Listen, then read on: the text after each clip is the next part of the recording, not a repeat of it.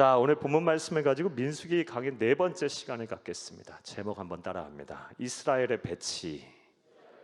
한번 더 따라합니다. 이스라엘의 배치. 네, 고맙습니다. 지난 시간까지 우리 세 번에 걸쳐서 민수기 1장에 대해서 살펴보았습니다. 민수기 1장 내용은 인구 조사에 관한 말씀이었습니다. 하나님께서 출애굽한 이후 1년하고 2개월이라는 시간이 지난 이후에 하나님께서 드디어 이스라엘 민족에게 인구 조사를 명하셨습니다. 그렇게 하신 이유가 무엇이었습니까? 가나안 정복 전쟁을 앞두고 하나님의 군대를 조직하시기 위해서 그리 행하셨던 것입니다. 인구 조사의 기준은 무엇이었습니까? 인구 조사의 기준은 종족별로, 그리고 모든 조상의 가문에 따라 인구를 조사하라 그랬습니다. 그러니까 쉽게 말해 가정별로 조사하라라는 거였고요. 그리고 그 대상은 20세 이상의 성인 남성을 대상으로 조사를 하라 했고요. 그 기준에 따라 우리는 지난 시간에까지 12지파의 그 개수된 인구에 대해서 살펴보며 이 안에 내포되어 있는 영적인 교훈과 진리를 찾으며 은혜를 나눴습니다. 우리 12지파 가운데 특별히 세 지파를 우리가 유심히 살펴보았는데요. 먼저 12지파 가운데 가장 많은 인구의 수가 개수된 유다 지파에 대해서 살펴보며 은혜를 나눴습니다. 유다 지파가 12지파의 으뜸이 될 수 있었던 것, 선두에 설 수 있었던 것, 가장 번성하는 복을 누릴 수 있었던 것, 그 이유가 무엇이었겠습니까? 여러 가지 이유가 있었지만 결정적인 이유는 창세기 49장에 야곱이 유다를 향해서 축복을 하려며 예언적 메시지를 주었는데 그 약속의 말씀이 성취가 된 것입니다. 많은 시간이 흘렀어요. 400하고 30년이라는 시간이 더 흘렀는데 그 시간이 흐른 뒤에 또 하나님께서는 그 약속을 잊지 않고 계셨어요. 그리고 그 약속을 온전히 이루어 주셨습니다. 하나님은 이를 통해 우리 어떤 분이신지를 알 수 있었습니까? 하나님은 약속하신 것 반드시 지키시는 분이십니다. 신실하신 분이십니다. 우리는 그런 하나님을 믿어야 합니다. 하나님은 우리에게 이 신구약 66권이라는 많은 말씀을 주셨어요. 어떤 성서신학자들은 이 안에 우리를 향한 약속의 말씀이 36,000개가 넘는다 그래요. 이 약속의 말씀을 내게 주신 말씀으로 붙드는 거예요.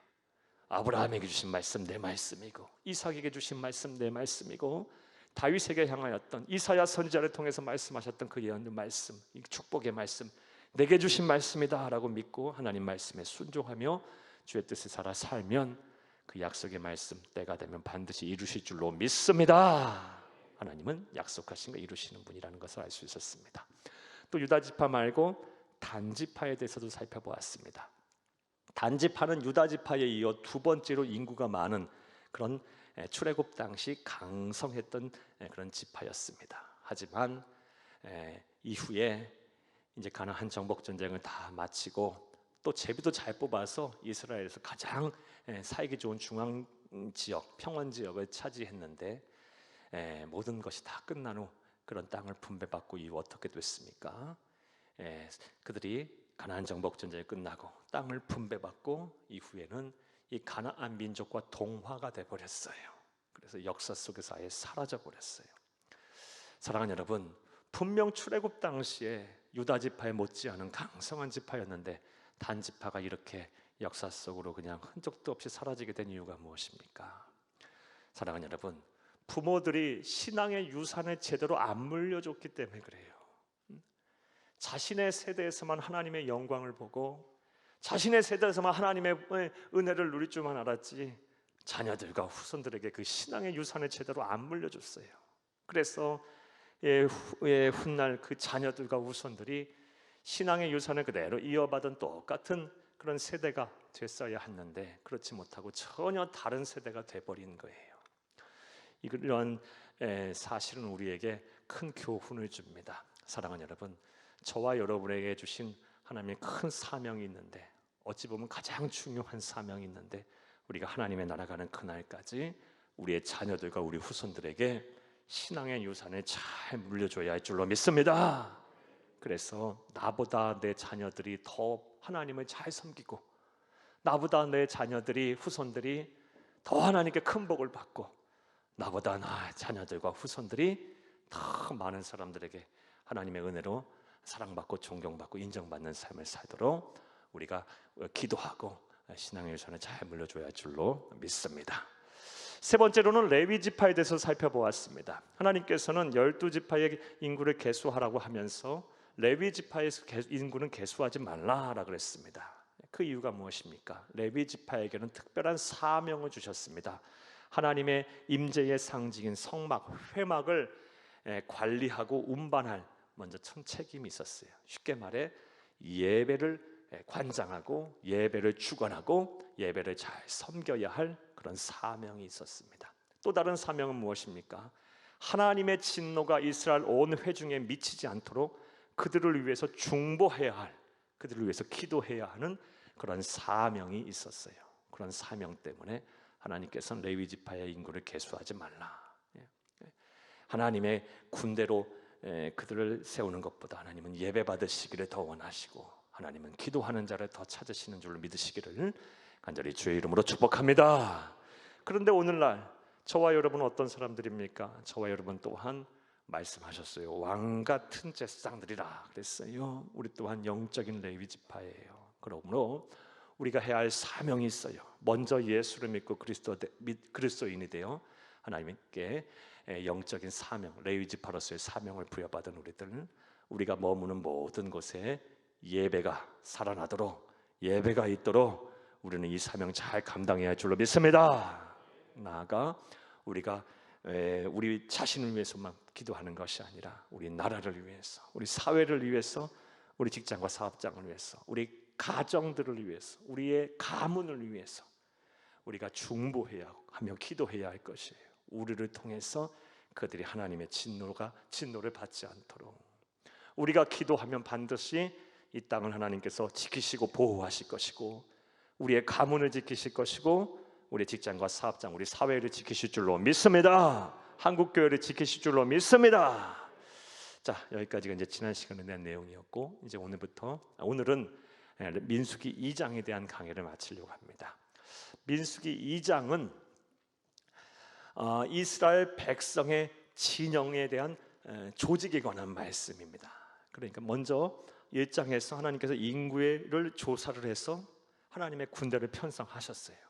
그리고 나서 이제 그 진영을 어떻게 갖추어야 할지, 이스라엘이 정지했을 때, 멈춰 있을 때 어떻게 진영을 갖추어야 하고, 또 행군을 할 때 어떠한 순서로 나아가야 할지, 이 진영의 조직에 관한 말씀이 민수기 2장 전체의 내용입니다. 오늘도 한절 읽어가며 하나님 주신 은혜를 찾겠습니다. 큰의 시간 되기를 간절히 바랍니다. 할렐루야.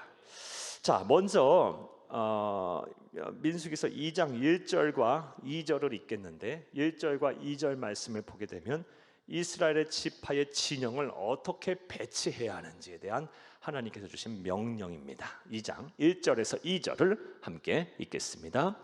여호와께서 모세와 아론에게 말씀하여 이르시되, 이스라엘 자손은 각각 자기의 진영의 군기와 자기의 조상의 가문의 기후 곁에 진을 치되 회막을 향하여 사방으로 치라.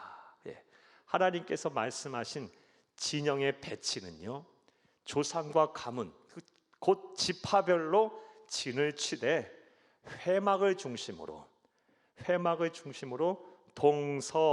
동서남북 사방으로 진을 치라라고 말씀을 하셨습니다.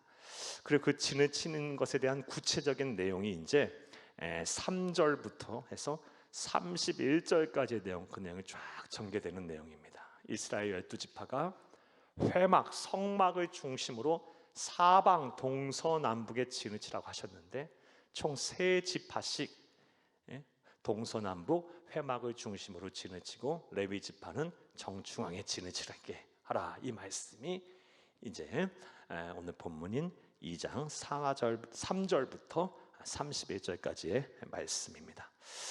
이것을 좀 더 구체적으로 내용에 대한 설명을 좀 드려보면요, 내용의 구조에 대한 말씀을 드려보면 3절부터 9절까지는요 동쪽에 진을 칠 세 지파인 유다 지파, 이사갈 지파, 그리고 스볼론 지파의 내용이고, 10절부터 16절까지의 내용은 이제 남쪽에 진을 칠, 회막의 남쪽에 진을 칠 세 지파인 루벤 지파, 시몬 지파, 갓 지파에 대한 내용입니다. 그리고 17절은 이 회막 안에 진을 치게 되는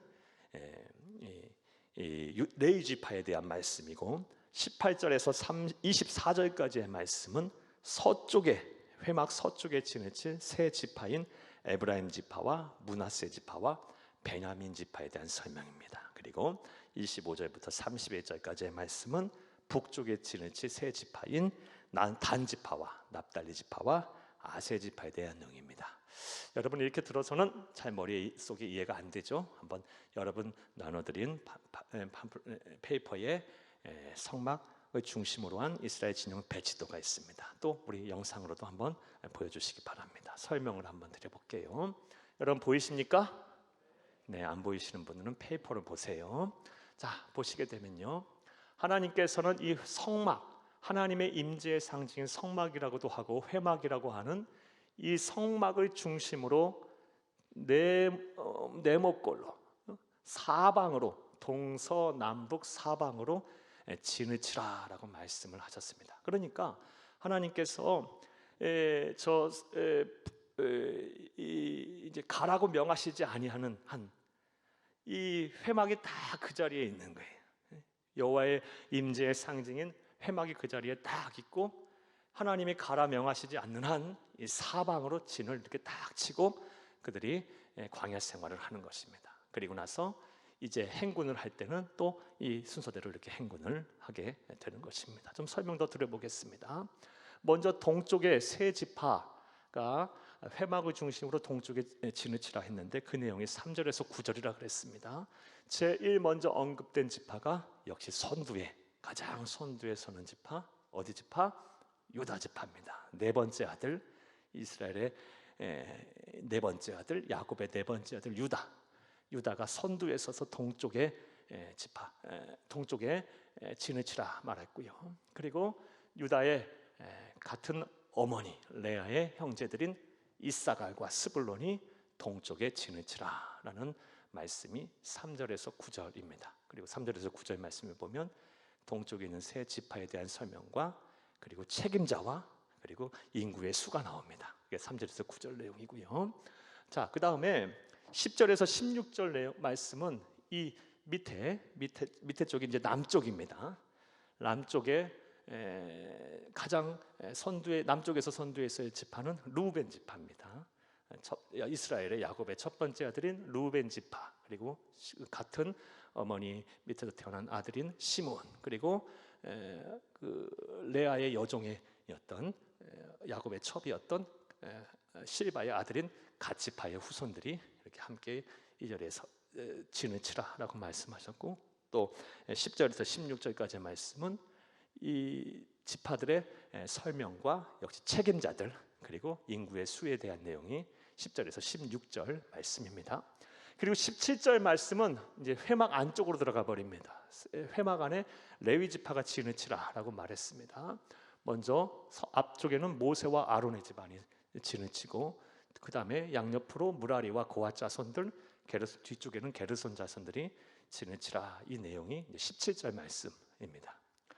자, 그 다음에 이제 18절에서 24절까지의 말씀은 이제 서쪽에 있는 이 라헬의 세 아들들, 원래는 두 아들이죠. 요셉과 베냐민이죠. 그런데 하나님께서 요셉에게는 복을 주셔서 두 배의 분깃을 주신다 약속하셨고, 그 말씀대로 요셉의 두 아들 므낫세와 에브라임이 야곱의 아들이 되어버립니다.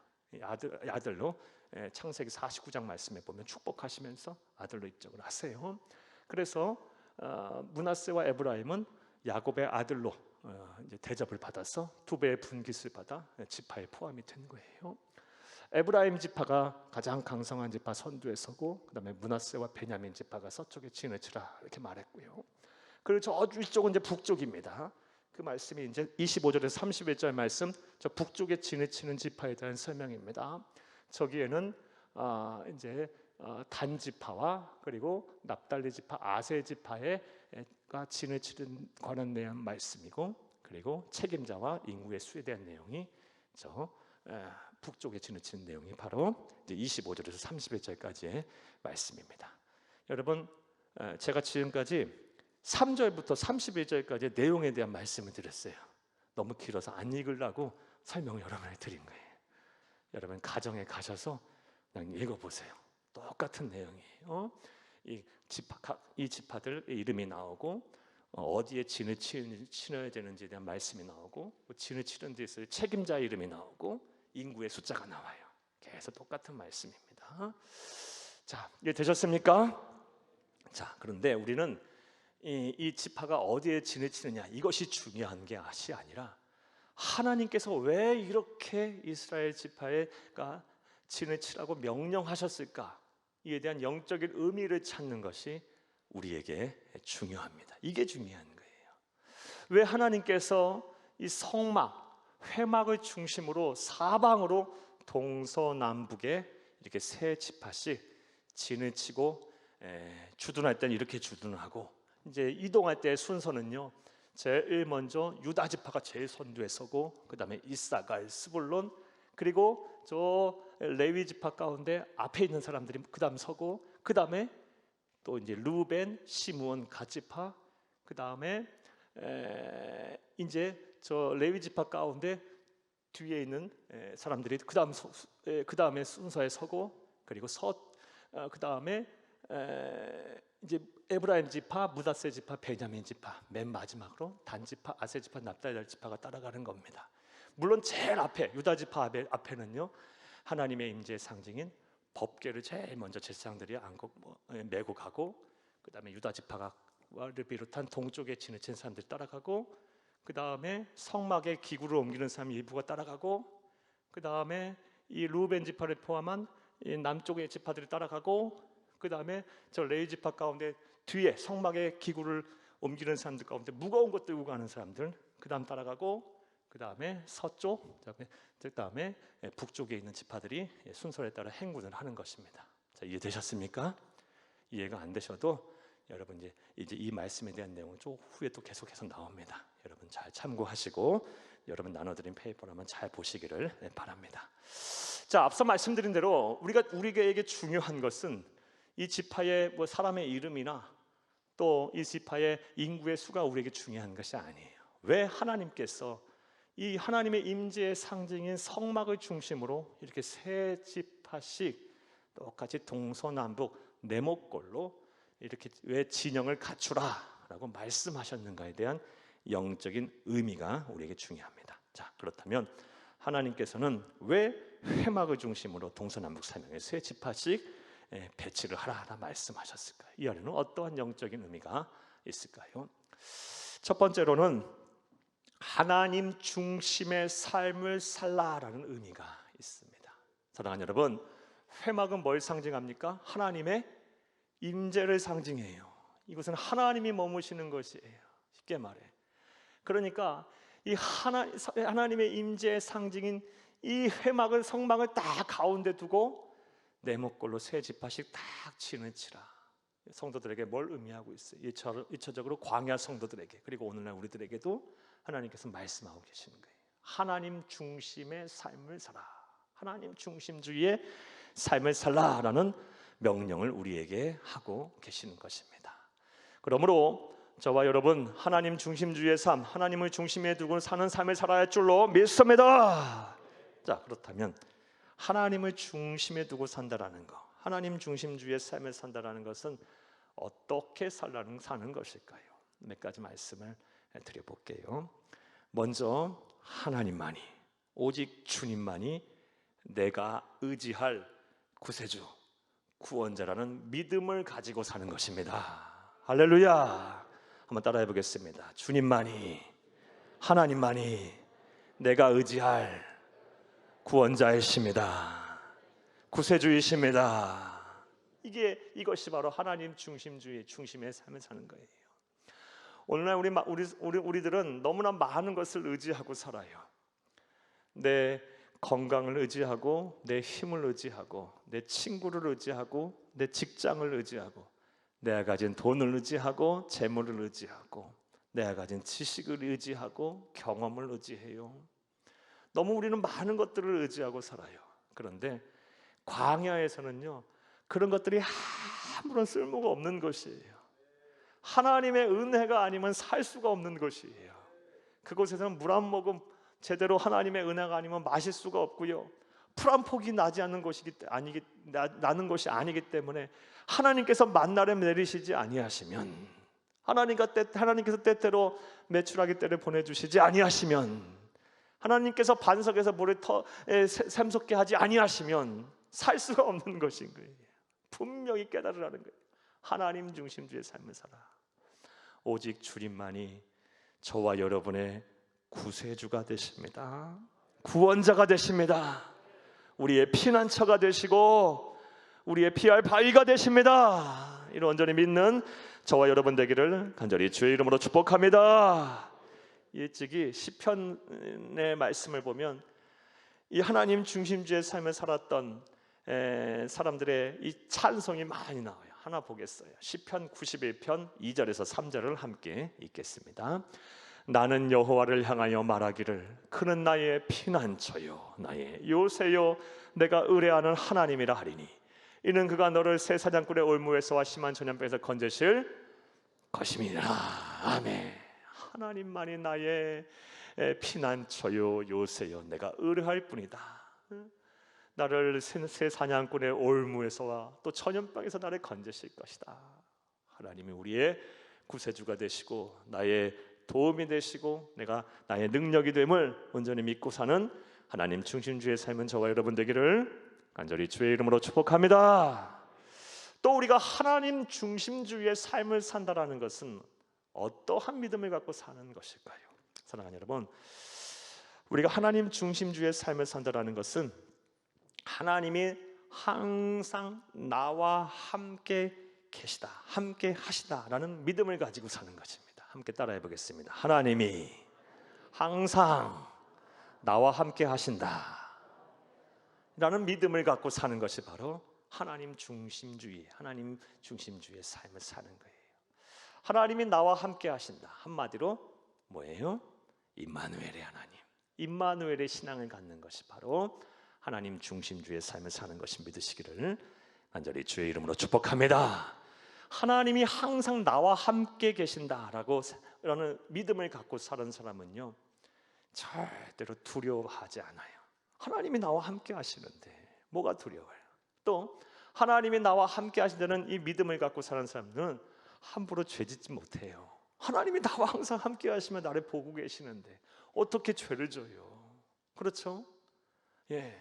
하나님이 항상 함께 하신다는 믿음을 가진 사람은요, 말씀드렸듯이 사상 앞에 당당하고 두려움 없고 염려 근심에서 벗어난 자유한 삶을 살고 전지전능한 하시님 나와 함께 하시니까 또 함부로 죄짓지 아니하고 거룩한 삶을 살아요. 이렇게 하나님이 항상 나와 함께 하신다는 신앙을 구약에서 한 단어로 바꾸면요, 바로 경외예요. 경외. 시편이 아니라 잠언 9장 10절 말씀에 보면 여호와를 경외하는 것이 지혜의 근본이요 거룩하신 자를 아는 것이 명철이니라 그랬어요. 하나님이 나와 항상 함께 하신다, 이런 의식 속에, 이런 믿음 속에 사는 것이 바로 여호와를 경외하는 거예요. 여러분, 이 믿음 갖고 살기를 간절히 주의 이름으로 축복합니다. 이런 자가 바로 하나님 중심의 삶을 사는 거예요. 또 이 하나님의 임재의 상징인 회막, 성막을 중심으로 사방의 세 지파씩 진영을 갖추라라는 말씀, 하나님 중심주의 삶을 살라는 것인데, 이 하나님 중심주의 삶을 산다는 것은 어떤 신앙을 갖고 사는 것일까? 바로 주를 위해 살고 주를 위해 죽는 우리 주 예수 그리스도보다 더 귀한 것이 없다는 그런 믿음을 갖고 사는 것임을 믿으시기를 간절히 주의 이름으로 축복합니다. 이게 하나님 중심의 주의 삶을 사는 거예요. 한번 따라해 봅시다. 주를 위해 살고 주를 위해 죽는 신앙. 예수보다 귀한 것이 없기 때문에, 예수보다 귀한 것이 없기 때문에 주를 위해서도 기쁜 마음으로 살고 주를 위해서도 기쁜 마음으로 죽고, 왜? 그것보다 더 귀한 것이 없기 때문에. 하나님 중심주의 신앙이 아니라 사람 중심주의 신앙을 살게 되면요, 어떻게 주를 위해 살고 주를 위해 죽습니까? 내 자식이 더 귀하고, 내 부모가 더 귀하고, 내 가족이 더 귀하고, 내 친구가 더 귀하고, 이 귀할 텐데, 사람들이, 이웃들이 더 귀할 텐데 어떻게 하나님을 위해 살고 하나님을 위해 죽어요? 또 하나님보다 이 돈과 재물과 명예를 더 소중하게 생각한다면요, 어떻게 주를 위해 살고 주를 위해 죽어요? 내가 가진 물질이 더 귀한데. 그러니까 이 하나님 중심주의의 신앙을 갖고 사는 사람은요, 기꺼이 주를 위해 고난도 받을 줄 알고, 주를 위해 손해 볼 줄도 알고, 또 주가 주신 말씀에 순종할 줄도 알고, 주의 나라를 위하여 죽기까지 사명 감당할 줄도 아는 사람들이 바로 하나님 중심주의 신앙을 갖고 사는 사람들입니다. 이러한 신앙 정말 하나님께서 귀하게 여기세요. 우리 예수님께서 너무 찾고 바라고 원하는 그런 사람이 신앙인의 모습이에요. 이와 관련된 말씀을 좀 보겠습니다. 사도 바울이 먼저 고린도 교회 성도들을 향하여 권면의 말씀을 합니다. 고린도전서가 아니라 로마 교회를 향해서 사도 바울이 권면의 말을 합니다. 로마서 14장 8절을 함께 읽겠습니다. 우리가 살아도 주를 위하여 살고 주를 위하여 죽어도 주를 위하여 죽나니 그러므로 사나 죽으나 우리가 주의 것이로다. 아멘. 하나님 중심주의 신앙. 주 예수보다 귀한 것은 없네. 또 우리 예수님께서도 직접 말씀하셨어요. 이 세상 계시는 동안. 마태복음 10장 37절에 39절 함께 읽겠습니다. 아버지나 어머니를 나보다 더 사랑하는 자는 내게 합당하지 아니하고 아들이나 딸을 나보다 더 사랑하는 자도 내게 합당하지 아니하며 또 자기 십자가를 지고 나를 따르지 않는 자도 내게 합당하지 아니하니라. 39절. 자기 목숨을 얻는 자는 잃을 것이요 나를 위하여 자기 목숨을 잃는 자는 얻으리라. 아멘. 이 말씀 잘못 해석해서 부모도 없고 자녀들도 돌보지 아니하고 이런 말씀이 아니에요. 교회는, 또 기독교는 하나님의 말씀에서는 분명 우리에게 부모에게 효도하라고 말하고 있어요. 또 부모는 자녀에게 책임을 다하고 자녀는 또 부모를 공경하라고 말하고 있어요. 그런데 하나님보다 더 귀한 것은 없다는 거예요. 우리가 사랑해야 될 대상이 주 예수 그리스도보다 더 앞서는 것은 없다라는 말씀을 강조한 말씀이에요. 그렇게 사는 사람이 그런 믿음을 갖고 사는 사람이 어떤 사람이다? 하나님 중심주의 신앙을 가진 사람들이에요. 이것을 우리에게 민수기의 말씀을 통해서 말씀해 주고 계세요. 사랑하는 여러분, 하나님 중심주의 신앙의 삶을 사는 저와 여러분들이 다 되기를 간절히 주의 이름으로 축복합니다. 자, 또 두 번째로, 하나님께서 왜 이 회막, 성막을 중심으로 동서남북 사방에 세 지파씩 그렇게 진을 치라라고 말씀하셨을까요? 이것에는 어떠한 영적인 의미가 있을까요? 두 번째로, 교회 중심의 신앙, 교회 중심의 삶을 살아라라는 말씀입니다. 한번 따라해 보겠습니다. 교회 중심의 삶을 살라. 사랑하는 여러분, 회막, 성막은 교회의 전신입니다. 일찍이 하나님께서는 광야의 성도들을 위해서 광야 교회인 회막, 성막을 주셨고, 이 회막, 성막이 이후에 이제 성전으로 발전을 해요. 회당으로 이후에 또 발전하고, 성령님께서 오순절 강림하시고 나서 이제 교회로 이제 본 모습을 갖추게 됩니다. 그러니까 이 회막을 중심으로, 성막을 중심으로 진영을 갖추라라는 말씀은 딱 마치 이 가장 소중한 것을 가운데 딱 두고 보호하듯이 12지파가 딱 감싸듯이 이렇게 진영을 갖추라라고 했던 것은 교회 중심적인 신앙생활을 하라라는 거예요. 신앙생활은요, 반드시 교회 중심적인 신앙생활을 해야 합니다. 이것이 바로 성경에서 말하는 신앙의 기본이에요. 이것을 잘 알 수 있는 말씀을 한번 보겠습니다. 여러분, 사도행전 6장 말씀에 보면 이런 말씀이 나옵니다. 사도행전 6장 말씀을 보게 되면 이 땅에 있는 모든 교회의 모교회라고 할 수 있는 예루살렘 교회의 위기에 대한 말씀이 나와요. 이 세상의 모든 존재하는 교회의 모교회인 예루살렘 교회가 참 성령의 능력으로 계속 부흥하고 성장했어요. 심지어 외부로부터 오는 아주 무서운 박해도 다 이겨내면서 교회가 든든히 성장하고 부흥해 갔어요. 그런데 사도행전 6장 말씀해 보면 정말 말도 안 되는 어처구니 없는 일로 교회가 끝장날 판에 생겼어요. 분열이 되기 시작했어요. 내용인즉슨 이제 교회 안에 성도들의 구성이 헬라인들, 헬라파 유대인들이 상당수를 차지하고 있었고, 또 히브리파, 그러니까 이스라엘의 본토에 살고 있던 사람들이 일부를 차지하고 있었어요. 아마 정확한 수치는 모르겠지만 성서 신학자들이 이야기하기를, 아마도 추정하기를 7대 3 정도로 헬라파 유대인들이 더 많았다고 해요. 그런데 위치는 어디에 있어요? 히브리 지역인 이스라엘 팔레스타인 반도에 있어요. 자, 거기까지는 괜찮아요. 그런데 당시에는 이 성인 남성들이 전쟁에도 많이 끌려가고, 그리고 부역도 해야 되고, 또 로마 제국의 지배를 받고 있다 보니 성인 남성들이 기대 수명이 40살이 안 돼요. 그러니까 상대적으로 과부들이 많았어요. 과부들은 오늘날에도 참 혼자 사시는 분들 많이 힘들어요. 그런데 당시 예수님 당시에는 이 여성들의 사회적인 진출 자체가 힘들고 어려울 때예요. 그리고 경제적으로도 아주 여성들이 혼자 산다라는 것은 이 지붕 없는 집에서 사는 것과 같은 그런 어려움을 겪을 수밖에 없던 상황이었어요. 그러다 보니 이 과부들이 얼마나 힘들고 어려운 삶을 살았겠어요. 그래서 교회 안에도 이 과부들이 상당히 많았고, 교회 안에 이제 과부들이 이 구제의 대상이 됐어요. 근데 문제는요, 이 구제하는 데 있어서 다수를 차지하고 있는 이 헬라파 이 과부들이 자꾸 구제에서 제외가 되는 거예요. 그 구제를 받지 못하는 거예요. 그러다 보니까 이 상대적으로 이 소수인 이 히브리파 과부들은 구제를 받는데, 그에 비해서 이 헬라파 이 과부들이 구제에서 제외되니까 불만이 막 생겨요. 외부의 그 무서운 핍박도 견뎌냈던 교회가 이 구제 문제 하나로 인해서, 먹는 것들로 인해서 분열된 부족날 위기에 처하게 됐어요. 큰 위기를 처했어요. 교회가 이제 사라질 위기가 생겼어요. 그때 교회 지도자들인 사도들이 결단을 내려요. 어떤 결단을 내립니까? 자신이 가지고 있던 모든 이 구제를 나눠주고 베푸는 모든 기득권들을 다 내려놓고 7명의 집사를 세워요.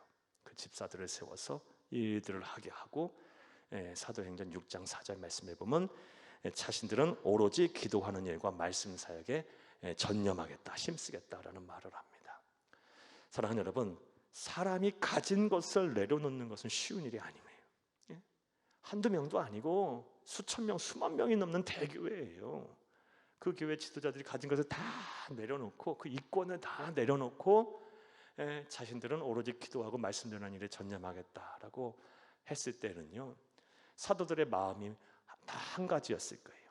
교회가 분열돼서는 안 된다. 교회는 반드시 살아있어야 되고, 교회는 지켜져야 한다. 왜? 그것이 모든 신앙생활의 기본이기 때문에. 사랑하는 여러분, 그러므로 우리는 교회가 하나 되는 일에, 교회가 막 더 이렇게 마음을 하나가 되고, 또 교회가 건강해지고, 더 교회가 교회다워지는 일에 우리가 열심히 다해야 할 줄로 믿습니다. 그게 신앙생활의 기본이에요. 교회를 막 쪼개고 교회에 막 상처를 주고, 물론 교회가 잘못하면 하나님께서 교회를 그렇게 치리하시기도 하세요. 하지만 우리 교회가 그런 일들로 인해서 사라지거나 없어지거나 교회가 망하는 일이 생겨서는 안 돼요. 우리의 신앙의 근본이 무너지는 거예요. 사랑하는 여러분, 교회가 잘못된 길로 갔을 때는 교회를 위해서 아파하고 기도하고 교회가 더 새로워지도록 노력을 해야지, 교회를 막 버리고 교회를 막 무너뜨리고 교회를 막 파괴하는 행위를 하는 사람, 하나님께서 크게 심판하실 것입니다. 교회는 신앙생활의 기본임을, 근본임을 믿으시기를 간절히 주의 이름으로 축복합니다.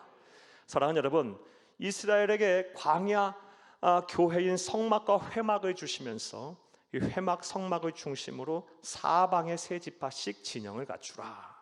교회 중심적인 신앙생활을 하라라는 것을 믿으시기를 간절히 주의 이름으로 축복합니다.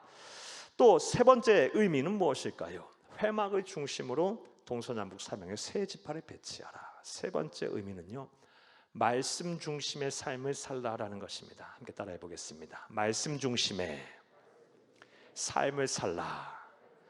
사랑하는 여러분, 이스라엘 12지파가 말씀을 가장 잘 들을 수 있도록 배치하는 배치가 어떤 걸까요? 사면을 하나님의 임재의 상징임. 그래서 말씀이 선포되는 그 말씀의 중심지인 회막을 딱 중심으로 두고 사방에 세 지파씩 딱 배열을 하는 것이, 배치를 하는 것이 모든 사람이 말씀을 가장 잘 들을 수 있는 배열이에요. 만약에 일렬로 쫙 이렇게 배치를 해버렸다면, 일렬 횡대로 쫙 배치를 해버렸다면, 또 일렬 종대로 배치를 해버렸다면, 또 세로로 또 일렬 횡대로 가로로 휙 이렇게 배치를 해버렸다면, 저 끝에 있는 사람과 저 끝에 있는 사람은, 지파는 말씀을 잘 못 들어요. 또 맨 앞에 든 사람과 저 뒤에 있는 사람과 말씀을 듣는 차이는 엄청날 거예요. 하지만 회막을 중심으로 사방에 똑같이 세 지파씩 이렇게 배열을 했다는 것은요, 하나님의 말씀을 가장 잘 들을 수 있는 배열이에요. 하나님은 그걸 생각하고 고려하신 거예요. 그러니까 이스라엘 광야 공동체는요, 말씀 중심의 공동체라는 것을 하나님께서 분명하게 말씀하신 거예요. 하나님의 말씀이 광야에서 들리지 않으면 그들은 살 수가 없는 거예요. 오늘 우리도 마찬가지예요. 우리 광야 같은 인생을 살고 있어요. 그리스도인이 하나님의 말씀을 듣지 못한다. 그러면 이 광야 같은 인생 한 발짝도 나아갈 수가 없는 거예요. 그게 그리스도인의 삶인 거예요. 그러므로 우리 그리스도인들은 항상 말씀 중심의 삶, 말씀을 잘 듣고 이 말씀에 가까이 하는 삶을 사는 여러분들이 다 되어야 할 줄로 믿습니다. 로마서 10장 17절에도 믿음은 들음에서 나고 듣는 것은 예수 그리스도의 복음이라 그랬어요. 말씀이 안 들리면요, 말씀을 안 듣게 되면 믿음이 안 자라요. 믿음이 없다라는 것은요, 우리의 신앙이 없다라는 거예요. 그리스도인이 신앙이 없으면 삶 자체가 무너지는 거예요. 사랑하는 여러분, 말씀 중심의 삶을 사시기를 간절히 바랍니다.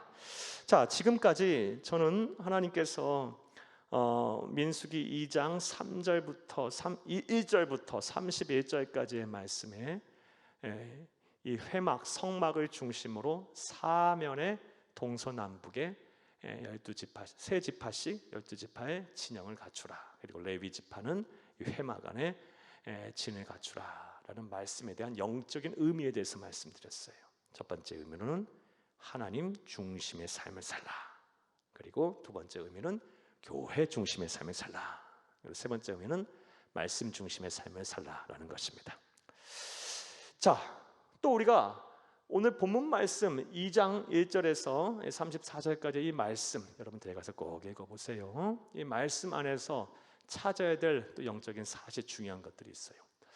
앞서 민수기서를 처음 여러분에게 강해하면서 민수기서의 핵심 질문 가운데 여러분 기억나실까 모르겠어요. 우리가 민수기서를 읽으면서 무엇을 봐야 하느냐, 주의 깊게 생각하며 봐야 하느냐, 광야 같은 인생에서 하나님의 백성을 향해서 하나님이 일하시는데 그 일하시는 하나님 어떤 분이신가, 하나님이 어떤 분인가에 대해서 염두에 두고 이 민수기서를 우리가 볼 때 민수기서를 오류 없이 읽어낼 수 있다는 말씀을 드렸어요. 그러니까 우리는 민수기서를 보면서 끊임없이 하나님이 어떤 분이신가, 하나님이 그의 백성들을 향해서, 우리들을 향해서, 광야 같은 인생을 사는 우리들을 향해서 어떻게 일하시는 분이신가, 하나님이 어떤 분이신가에 대해서 끊임없이 고민하고 생각하며 이 민수기서를 읽게 되면요, 민수기서를 제대로 볼 수 있어요. 자, 오늘도 그런 맥락에서 오늘 본문 말씀에서 우리가 하나님이 어떤 분인가를 한번 찾아볼게요. 오늘 본문 말씀의 내용은 앞서 말씀드린 대로 이스라엘의 진영에 관한 말씀이에요. 회막을 중심으로 세 지파씩 동서남북 12지파 그리고 레위 지파는 가운데 이 진영을 갖추라라고 하나님께서 명령하셨어요. 이 명령을 하신 하나님은 구체적으로 어떠한 분일까요? 첫 번째는요, 질서의 하나님이십니다. 한번 따라해 보겠습니다. 질서의 하나님. 하나님은 주먹구구식의 하나님이 아니에요. 그냥 이랬다 저랬다 하시는 분이 아니에요. 하나님은 질서의 하나님이에요. 이스라엘 백성에게 인구조사를 딱 시킨 후 머무를 때, 그리고 나아갈 때 순서와 그 배치까지, 배열까지 하나님은 다 고려하고 생각하시면서 구체적으로 지시하셨어요. 하나님은 순서도 정해주셨어요. 하나님은 아주 질서의 하나님이에요. 우리가 이 사실을 꼭 믿어야 할 줄로 믿습니다. 그러니까 그리스도인의 삶이 무질서하다? 이거는 성도로서 신앙생활 제대로 안 하는 거예요. 물론 사회생활도 안 되는 거예요. 불신자들도 이거는 무질서한 삶을 원치도 않고 바라지도 않아요. 무질서는요, 교양인으로서의 부족한 삶을 사는 거예요. 아니면 신앙인들은 더 질서를 지키는 삶을 살아야 돼요. 왜요? 하나님이 그런 분이시니까. 그런데 오늘날 이 질서들이 많이 무너지고 있어요. 교회 안에, 가정 안에, 사회 안에. 이렇게 질서가 무너지는 이유가 무엇일까요? 여러분, 질서가 무너지는 이유는요, 오늘날 많은 사람들이, 심지어 그리스도인들조차도 이 권위에 복종을 하지 않기 때문에 그래요. 법이라는 권위에 복종하지 않고 윤리 도덕이라고 하는, 또 우리 사회가 인정하고 또 그동안 지켜오고 또 여겨왔던 이 관습이라든가 관례라든가 상식에 대한 권위를 인정하지 않는 거예요. 가정에서 또 질서가 깨져요. 가장이라는 권위를 인정하지 않고, 교회 안에서도 분명 이 질서가 있어요. 하나님이 세운 직제가 있어요. 주의 나라를 위해서, 주의 몸된 교회를 세워가기 위해서 하나님께서 세운 직제가 다 있어요. 조직이 있어요. 그 권위를 인정하지 않는 순간에 질서는 다 무너지게 돼 있어요. 사랑하는 여러분, 하나님께서 세운 이런 직제들과 권위들과 법과 또 사회 운영 체계들을 우리가 선한 양심에 따라 신앙에 거스리고 위반되지 않는 한 그 권위에 순종하고 복종하시는 여러분 다 되기를 간절히 주의 이름으로 축복합니다. 그래야 우리가 질서가 있는 삶을 사는 거예요. 사랑하는 여러분, 그래야 가정도 바로 서고요, 교회도 바로 서고, 사회와 나라와 민족 다 마찬가지, 직장과 사업장도 마찬가지고, 우리가 작은 하나님께서 세운 권위를 하나도 그것을 인정하고 복종하고 순종할 때, 물론 우리의 신앙의 양심까지 거스리면서 그렇게 하란 말이 아니에요. 그게 아니라면 때로는 저항도 해야죠. 하지만 하나님께서 세운 권위들은 다 복종하고 인정하고 할 때 비로소 우리는 질서 있는 삶을 사는 거예요. 그것이 하나님의 뜻임을 믿으시기를 간절히 주의 이름으로 축복합니다. 또 하나님께서 이렇게 성막을 중심으로 이스라엘의 세 지파 12지파씩 진영을 갖추라 하는 말씀을 통해서 하나님은 어떤 분일까요? 두 번째로 상호 협력과 조화를 중요하게 생각하신 하나님이십니다. 한번 따라합니다. 상호 협력과 조화를 중요하게 생각하시는 하나님. 여러분에게 나눠드린 페이퍼 안에 그림 보시든지, 아니면 여러분 영상으로 다시 한번 그 성막 배치도, 진영 배치도 한번 보여주세요. 이렇게 보게 되면 가장 강성한 지파, 검은색으로 동그라미 이렇게 표시가 되어 있어요. 동쪽에는 유다 지파, 그리고 이 남쪽에는 르우벤 지파, 서쪽에는 에브라임 지파, 맨 북쪽에는 단 지파. 이렇게 가장 강성한 지파를 하나 딱 사이에 두고 그에 비해 상대적으로 약한 두 지파를 딱 두었어요. 똑같아요. 그리고 첫 번째는 이 강한 지파와 약한 지파를 적절하게 하나님께서 배열을 해놨어요. 배치를 해놨어요. 그리고 또 하나 우리가 유심히 봐야 할 것은요, 야곱에게는 4명의 아내가 있었어요. 첫째 레아가 있었고, 두 번째 라헬이 있었어요. 이 둘은 정실분이, 쉽게 말하면. 그리고 이 레아의 여종이었던, 첩이었던 실바가 있었고요. 그다음 둘째 라헬 딸이었던 라헬의 여종이었던 빌하가 있었어요. 이렇게 보게 되면 같은 어머니, 물론 다를 수, 하나 저 북쪽엔 조금 다를 수 있어요. 어쩔 수 없으니까. 그래도 묶어놨어요. 같은 어머니 밑에서 난 자손의 후손들의 지파끼리 하나님께서 묶어 놓으셨어요. 그러니까 일말에 발생할 수도 있는 이런 불협화음 같아도 하나님께서는 허락하지 않으시겠다는, 허용하지 않으시겠다는 의지가 보여요. 아무래도 같은 어머니 밑에서 태어난 자손들이 더 친하겠죠. 피를 나눈 형제들이라고 더 생각하겠죠. 약자들과 강자들을 서로 적절하게 배치를 하고 배열을 하고, 그리고 거기에다가 또 같은 어머니 밑에서 태어난 자손들의 후손으로 이루어진 지파끼리 묶어 놓았어요. 서로 뭐 하라는 거예요? 상호 협력과 조화를 이루어내라는 거예요. 사랑하는 여러분, 하나님이 제일 싫어하시는 것 중에 하나가 분열이에요. 이건 요한복음 17장 말씀을 통해 잘 알 수 있어요. 요한복음 17장은 우리 주님께서 십자가에 매달리기 바로 전날 밤에 하신 중보기도예요. 예수님께서는 가장 당신 자신에게 중보기도가 필요하신 순간에 당신 자신 위해서 하기보다는 앞에 두고 가는 제자들과, 그리고 심지어 예수 오실 때까지 이 세상에 존재할 모든 성도들을 위해서, 우리를 위해서까지 하나님 중보기도 하셨어요. 그 중보기도 내용 중에 가장 핵심이 뭐냐? 하나 되게 하소서예요. 요한복음 17장 그 내용 전체가 그 내용이에요. 하나 되게 하소서. 하나님은 분열을 아주 싫어해요. 분열하지 않으려면요, 서로 상호 보완을 해야 돼요. 부부간에 분열되지 않으려면 어떻게 해요? 서로 이해하고 서로 약한 건 메꿔줘야 하고요, 도와주고 그래야 돼요. 부모와 자녀 간에도 마찬가지예요. 교회도 더 마찬가지죠. 교회는 5만 가지 사람들이 다 모여 있잖아요. 특히 죄인들이 많이 모여 있어요. 교회는요.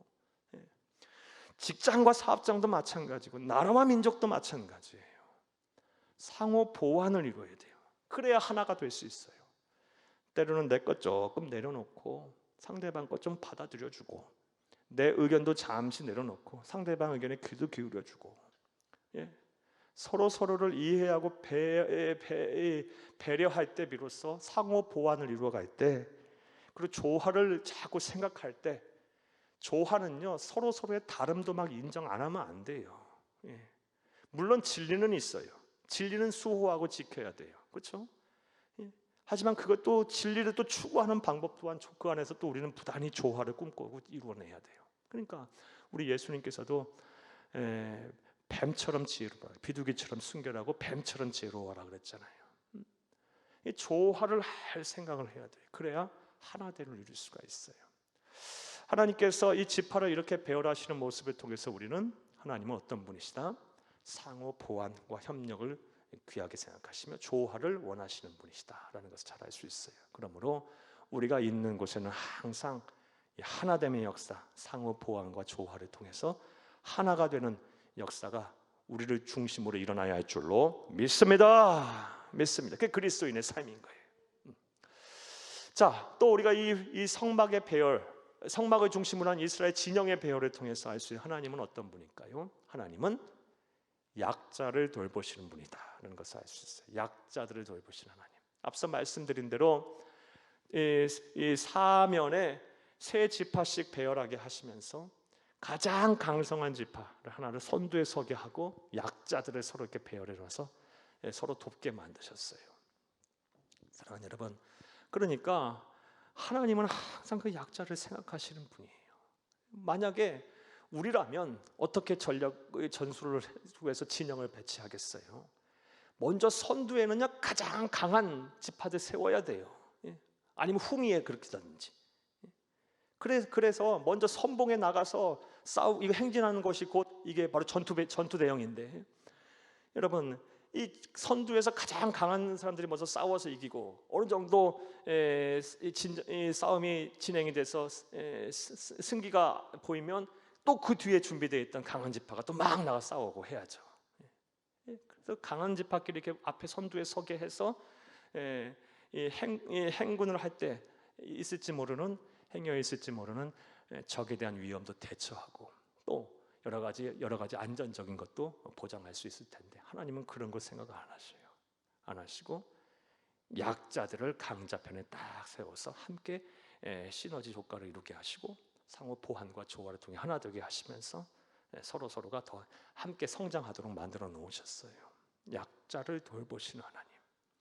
이거 우리 주 예수님이 이 땅에 오셔서 하신 첫 일성의 말씀, 공생애를 시작하시면 회당에서 들어가신 첫 설교의 내용을 통해서도 알 수 있습니다. 우리 누가복음 4장 18, 19절 함께 읽겠습니다.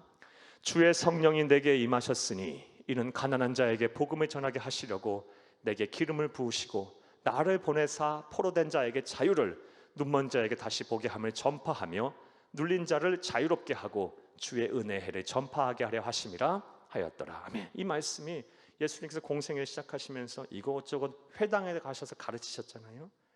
회당에 가셔서 하신 첫 번째 설교예요. 내가 이 땅에 온 목적이 뭐다, 그 말씀을 하셔야 될 거 아니에요. 내가 누구다 하며 내가 왜 왔는지에 대한 말씀을 하셔야 될 거 아니겠어요? 그 첫 일성의 설교가 무엇입니까? 약자를 돌보러 내가 왔다예요. 약자를 돌보러, 가난한 자에게 복음을 전하게 하고 포로된 자를 자유케 하고 눈먼 자를 다시 보게 하고 눌린 자를 자유롭게 하겠다. 이게 하나님이신 예수님께서 이 세상에 오신 첫 일성의 말씀이었어요. 회당에서 하신 설교. 그러므로 우리 또한 이러한 말씀, 이런 하나님의 뜻과 의중을 잘 헤아려서 우리 주위에 있는 약자들을 잘 돌보는 삶을 살아야 할 줄로 믿습니다. 그게 우리 신앙인의 모습이에요. 추석 명절 맞이해서 우리 교회도 여러분 알게 모르게 구제를 많이 했어요. 미약하지만 우리 그래도 더 많이 해야 할 텐데 우리 인근에 있는 동사무소 쌀 100포대씩 다 보냈고요. 여러분이 우리가 함께 한 거예요. 그리고 교회 안에 우리 어렵게 생활하시는 분들에게도 조그만 선물도 다 이미 다 보냈고 전달 다 했어요. 사랑하는 여러분, 요즘요 코로나가 장기화되고 어렵다 보니까 저희가 이렇게 또 노숙자에게도 또 3개월, 6개월인가요? 3개월인가요? 식사할 수 있는 사발면, 컵라면 다 보냈고요. 5,000개인가 이상 보냈어요. 여러분, 우리가 함께 한 거예요.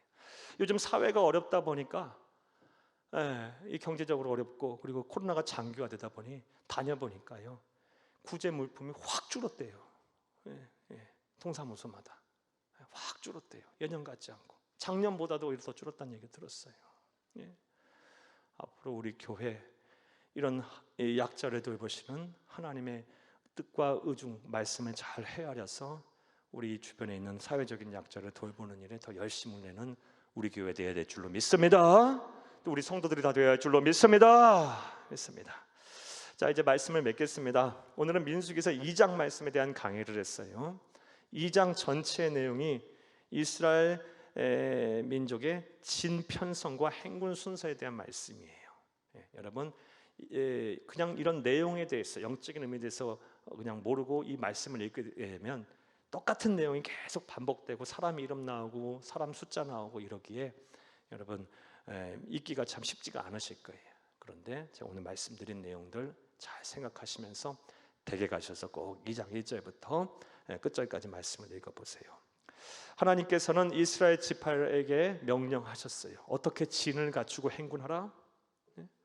회막을 중심으로 사면에 동서남북 세 지파씩 진영을 갖춰라. 그리고 레위 지파는 회막 안에 진영을 갖춰라. 이렇게 하신 말씀의 의미에는 어떤 의도가 있다? 하나님 중심주의 삶을 살라, 교회 중심의 삶을 살라, 말씀 중심의 삶을 살라는 것입니다. 그리고 이렇게 말씀하신 하나님은 이런 말씀을 통해 어떤 하나님인지 알 수 있습니까? 그는 질서의 하나님이십니다.